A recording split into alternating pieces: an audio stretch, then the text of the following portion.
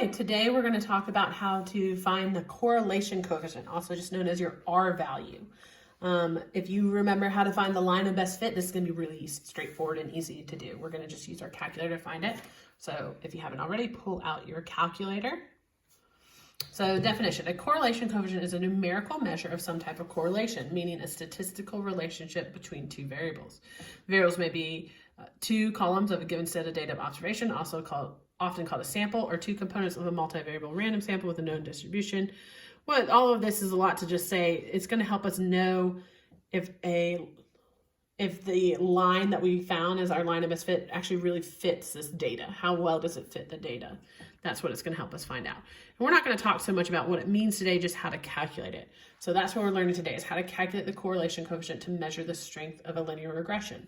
It's a complicated process, but once again, our calculator can do it for us. So pull that out. Let's get going with it.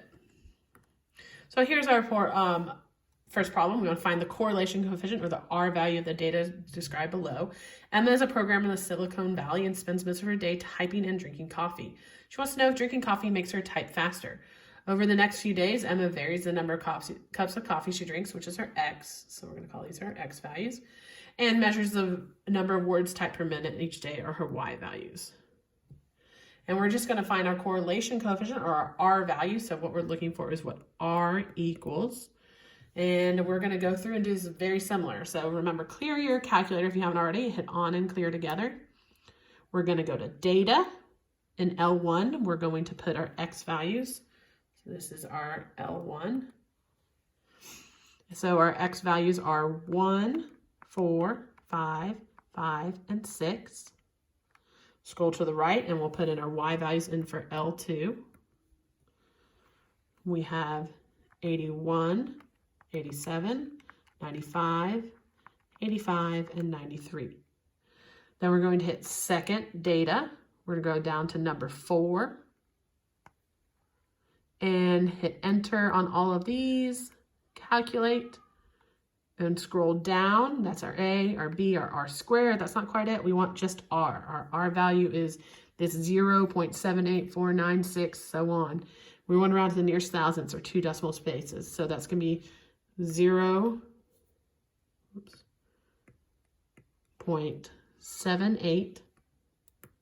And then we have to decide, does that 4 stay a 4 or move up to a 5? Behind the 4 is a 9, so it's going to move up to a 5. So that's our line of best, our correlation coefficient is just 0.785. Let's try another one out. Mia is planning a drum solo for her band's next concert. To craft an ideal solo, she decides to compile data on her favorite drummers. She examined both their performances and their drum sets. Mia recorded the number of instruments on each drummer's set, X, so the number of instruments is our X value, and the drummer's typical solo length in minutes, or Y. So remember, our X is going to be our L1 data, our Y is our L2 data, and we're looking for our correlation coefficient, or R value. So go to your calculator, hit on and clear at the same time to clear everything out. Hit data. We'll put in our X values first. 6, enter, 10, enter, 11, enter, 21, enter, 44, enter, and 45, enter. Scroll to the right, in L2, we're going to put our Y values. 1, enter, 4, enter, 5, enter, 5, enter, 12, enter, and 8, enter. And then we will go to second, data. Scroll down to number 4.